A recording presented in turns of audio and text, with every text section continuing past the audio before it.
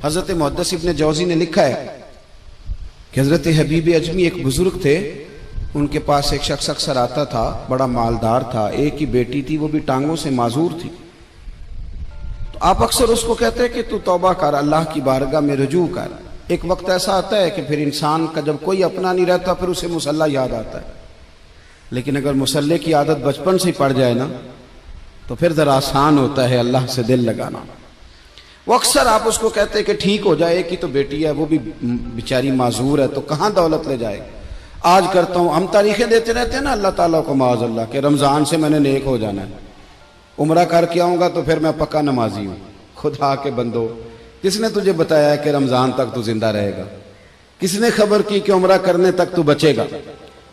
हजरत हबीब अजमी उसको कहते तो कहता बड़ी जल्दी ठीक हो जाऊंगा। एक दिन सवेरे सवेरे तौबा करने आ गया। आपने फरमाया क्या हुआ? तो कहने लगा हजरत जी कल एक 15 साल का नौजवान मिला है और मुझे तौबा करा गया। मजा ही इस उम्र में अल्लाह अल्लाह करने का।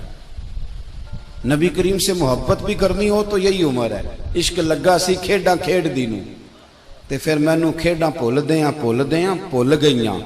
कज्जल पाया सी मैं यार दे वेखणे नूं, फिर ओदी याद च रोंदियां ही डुल गईयां। हैदर शाह इस गली कदे न रुलदी, पर हुण ते रुलदी रुल गईयां।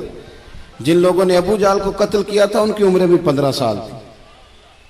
हम तो बड़े ही नहीं ना होते सारी जिंदगी, ना हमें को बड़ा होने देता है, हम बड़े ही नहीं होते। यही तो उम्र है कुछ कर गुजरने। 15 साल का नौजवान तौबा करा गया। तो अब हजरत हबीब अजमी कहने लगे वो कैसे? कहने लगा हजरत जी मैं कल मंडी गया था, मुझे कुछ सामान खरीदना था, तो बगदाद के बाजार से मैंने मछली खरीद ली 10 किलो, बाकी भी सामान तब खुद ले जा नहीं सकता था। तो मजदूर आपको पता है बेचारे आज भी सड़कों पे बैठे हैं। तो मजदूर बैठे थे तो उनमें एक नौजवान 14-15 साल का, चेहरे पे बड़ी रोशनी। मैंने उसको कहा बेटे मजदूरी करोगे? कहने लगा हुजूर मजदूरी भी करता हूँ, पढ़ाई भी करता हूँ, और जो अल्लाह को मंजूर हो उसकी इबादत भी करता हूँ। मैंने उसे कहा कि ये मेरा सामान है, फलां जगह पहुंचाना, क्या लोगे? कहने लगा 3 दिनार मजदूरी। सौदा तय हो गया, उसने सामान उठा लिया। कहते हैं रस्ते में जोहर का वक्त हो गया। कहने लगा चचा अगर इजाजत दो तो नमाज पढ़ लूं। 15 साल का जवान। कहते मैं रख के ना वहां सामान तो फट्टे पे बैठ गया, वो नमाज पढ़ने चला गया। बाकी लोग देर से आए, वो बच्चा जल्दी आ गया। मैंने कहा बेटे आप जल्दी आ गए? कहने लगे नफल छोड़ दिए, अब यही ना समझ लें कि काम चोर है, मैं बाद में पढ़ लूंगा। कहते हैं वो दोपहर का वक्त, रमजान भी नहीं था, मैं उस बच्चे को, नौजवान को घर ले गया और मैंने अपनी बीवी से कहा कि बड़ा नेक है, नमाजी है। और रास्ते में यह भी हुआ है कि मैंने उसे एक दफा कहा है कि ये मुझे थोड़ी देर के लिए दे दो, गर्मी बड़ी है, तुम्हें पसीना आ रहा है, मैं उठा लेता हूं। कहने लगा नहीं चचा मैं रिस्क हलाल खाता हूं, अगर आप उठाएंगे तो मैं 3 दिनार मजदूरी पूरी नहीं लूंगा, फिर पैसे कम करूंगा। मैंने तय किया है कि उठाऊंगा। तो कहते हैं मैंने अपनी बीवी को बताया तो बड़ी मुतासिर हुई। कहने लगी दोपहर का खाना पक गया, उसे को रोटी खा ले। रमजान भी नहीं था। कहते मैं बाहर निकला, उसको 3 दिनार थमाए। तो मैंने कहा बेटे एक बात मेरी मानोगे? कहने लगा बताइए। मैंने कहा खाना पकाए खा लो। कहने लगा मैं माफी चाहता हूं, मैंने रोजा रखा हुआ है। हुजूर ने हुक्म दिया, हुक्म, नबी करीम ने हुक्म दिया, बुखारी मुस्लिम की हदीस है। फरमाया नौजवानों अगर तुम्हारे पास ताकत है तो निकाह कर लो, वरना रोजे रखो। हुक्म दिया, या निकाह और या रोजे, ये सरकार का हुक्म है। भाई नफली रोजा नफ्स की कुव्वतों को कुचलता है, इंसान में नौरानियत और रूहानियत लाता है। कहते वो कहने लगा मैंने रोजा रखा है। मैं और मुतासिर हो गया। मैंने कहा अब क्या करोगे? कहीं और जाना है? कहने लगा नहीं, मैं जिस दिन 3 दिनार कमा लेता हूं फिर मैं मजीद लालच नहीं करता, बाकी वक्त या कुरान मजीद पढ़ता रहता हूं या नबी पाक पे दुरूद शरीफ पढ़ता रहता हूं। आप बताएं। तो मैंने कहा कि इफ्तार मेरे साथ कर लो। कहते हैं मैं उसे मस्जिद छोड़ आया और खुद मैं लौट आया। इफ्तार के बाद मैं उसे लाया, खाना खिलाया, इशा पढ़ी। उसका घर दूर था, मैंने ड्राइंग रूम खोल दिया, बैठक खोल दी, वहीं वो सो गया। मेरी 20 साल की माजूर बच्ची कभी चल नहीं सकती थी, कोई तबीब कोई हकीम मैंने छोड़ा नहीं था इसको दिखाया न हो। एक ही बेटी, वो भी माजूर पैदाइशी। उसके कमरे में गए, मियाँ बीवी उसे खाना खिला, बताया बेटे एक नौजवान है, बड़ा नेक है हमारे घर में, आज बड़ा परहेजगार। पता है हुजूर ने क्या फरमाया? नबी करीम फरमाते हैं जब नौजवान उठ के तहज्जुद पढ़ता है ना नौजवान, तो अल्लाह फरिश्तों के सामने उस नौजवान पर फख्र फरमाता है।